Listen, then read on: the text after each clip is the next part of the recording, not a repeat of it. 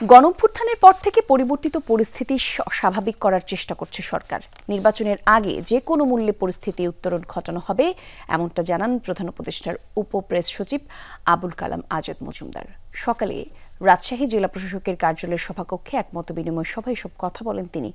উপপ্রেস সচিব জানিয়েছেন, ঢাকার মিটফোর্ডে হত্যার ঘটনায় পুলিশ দ্রুত পদক্ষেপ নিয়েছে, 4 জনকে গ্রেফতার করেছে এবং ঘটনার কারণ অনুসন্ধানে কাজ করছে।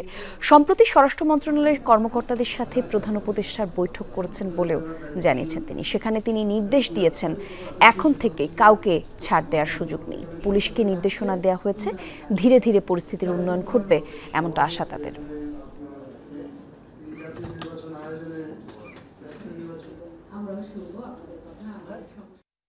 কোনো রাজনৈতিক দল যেন তার নিজস্ব নির্বাচনী আচরণবিধির বাইরে গিয়ে অন্যের জন্য কোনো ধরনের প্রতিবন্ধকতা সৃষ্টি না করতে পারে বা অন্যের উপর কোনো ধরনের প্রভাব, বিশেষ করে সাংবাদিকদের উপর কোনো ধরনের প্রভাব খাটাতে না পারে।